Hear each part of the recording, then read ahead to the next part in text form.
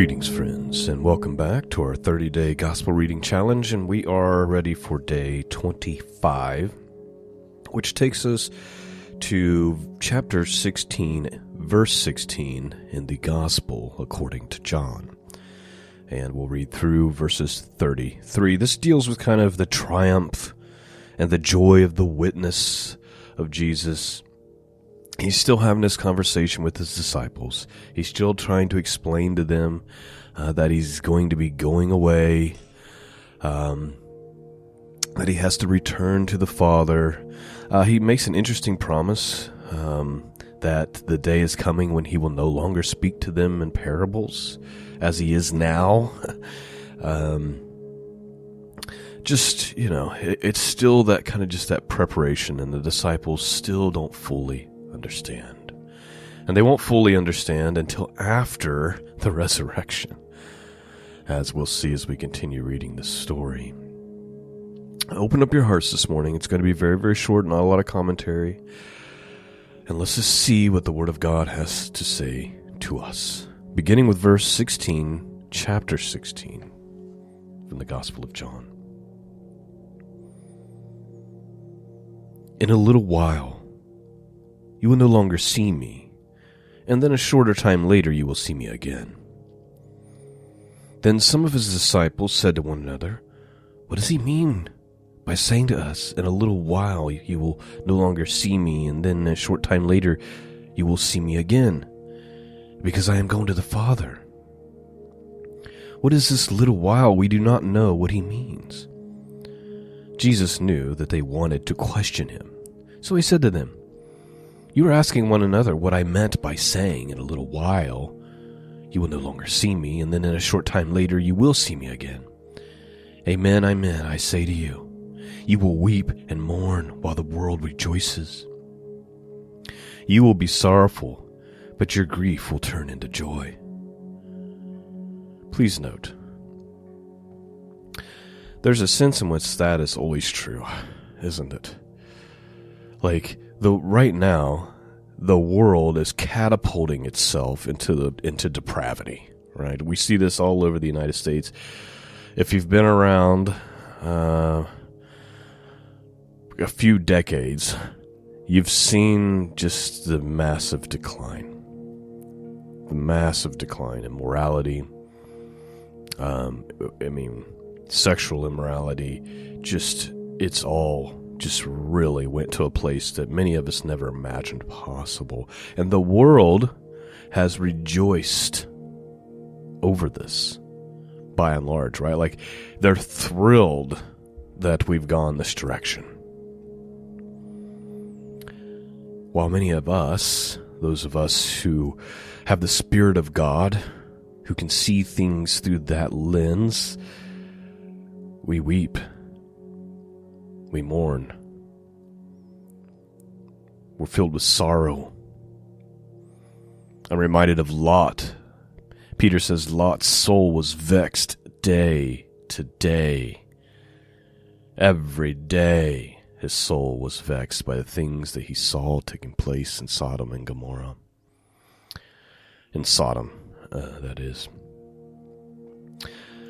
And just like this is true, there's coming a day when our sorrow will be turned to joy, when he appears with the shout of the archangel, the trumpet of God. Obviously, in this scenario, he's talking about his death and resurrection. They're not going to really understand what he's dealing with until then. He says, "Truly, truly," or "Amen, amen, I say to you, you will weep and mourn while the world rejoices. You will be sorrowful, but your grief will be turned into joy." Verse 21. "A woman in labor suffers anguish because her hour has come. But when her baby is born, she no longer recalls the suffering because of her joy that she has brought a child into the world. In the same way, you are now in anguish, but you will see again, and your hearts will rejoice, and no one shall deprive you of your joy. On that day, you will not ask me anything further. Amen, amen, I say to you, if you ask the Father for anything in my name, he will give it to you. Until now, in my name, you have not asked anything. Ask and you will receive, so that your joy may be complete.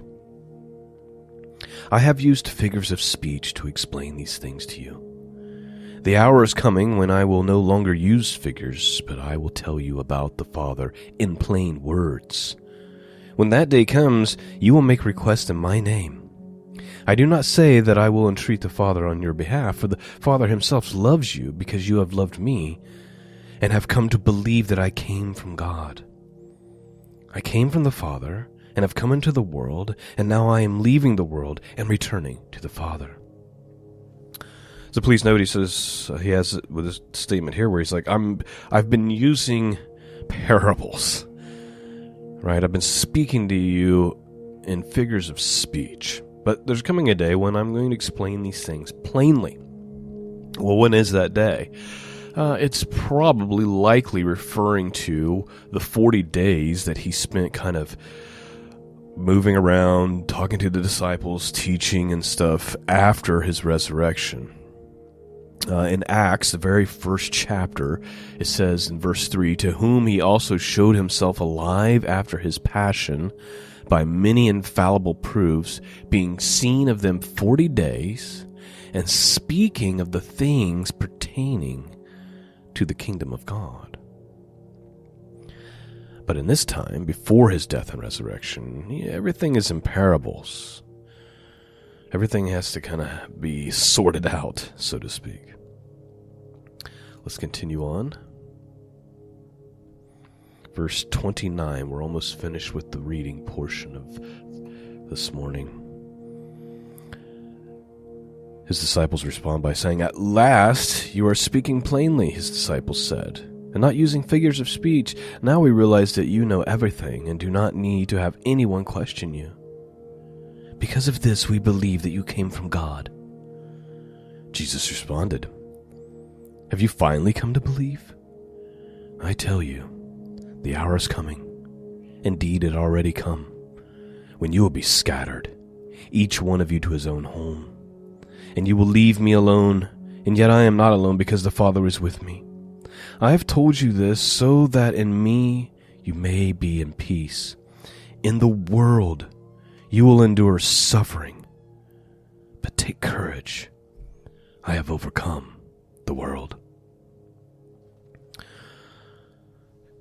So Jesus ends by saying, you have faith now? You believe now? Well, the hour is coming, and in fact, it's here now, when you're going to be scattered. Everybody has faith. Everybody's a strong Christian until the temperature gets turned up, right? Till the fire comes. He says, each one of you, you're just going to scatter. You're going to leave me alone, even though I won't actually be alone because the Father is with me. But he says, I have told you this so you may be at peace in the world, or you may be at peace, right? So it's kind of like this double-sided coin. As Christians, we have peace because we have hope. But on the other side, because we're Christians, we also endure suffering. See, that's the promise. The promise isn't health and wealth and all the things. The prosperity gospel, which only makes the person preaching the prosperity gospel rich, by the way. Have you ever noticed that? The prosperity preachers are always living in mansions and flying planes and driving fancy cars and wearing fancy suits because they feed on the sheep. The real gospel says you have to die to yourself. In this world, you will have trouble. You will suffer persecution. In fact, all who wish to live godly in Christ Jesus will suffer. But take courage, because he has overcome the world. Short little commentary from Matthew Henry to end. He says, peace in Christ is the only true peace. In him alone believers have it. Through him we have peace with God, and so in him we have peace in our own minds. We ought to be encouraged because Christ has overcome the world before us. But while we think we stand, let us take heed lest we fall. We know not how we should act if brought into temptation. Let us watch and pray without ceasing, that we may not be left to ourselves. Amen to that. I pray you've been blessed this morning. Thank you for listening. Thank you for tuning in. Thank you for your prayers. They are much coveted, much needed. Please pray for me and for the podcast. And if you're being blessed by this, please consider supporting it. scriptureandprophecy.com. There's a support and donate tab at the top, along with a post office box. We have 5 more days of our 30-day challenge. Thank you for listening. Peace and grace be with all of you. And until next time, God bless.